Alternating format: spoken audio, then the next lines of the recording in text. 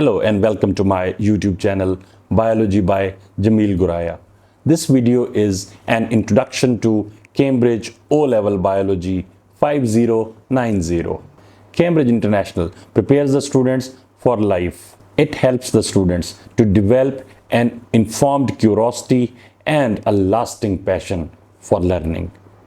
Cambridge O-Level Biology 5090 prepares students for a certain set of skills.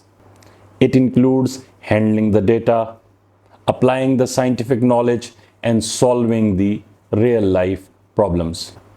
Cambridge O-Level Biology syllabus encourages students to be confident, reflective, responsible, innovative, and engaged. There are 19 units in syllabus.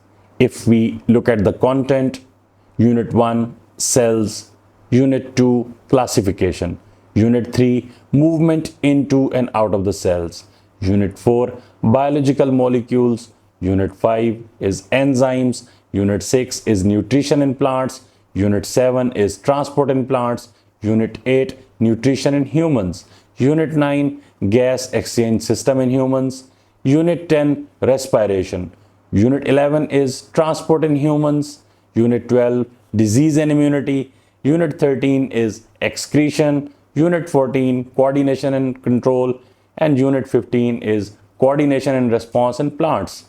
Unit 16 is continuity of life, Unit 17, inheritance, Unit 18, biotechnology and genetic modification or genetic engineering, and Unit 9 is ecology. At the end of syllabus, all students have to be assessed in 3 papers, P1, P2 and P4. P1 is a 40 marks paper having a duration of 1 hour. It consists of 40 multiple choice questions.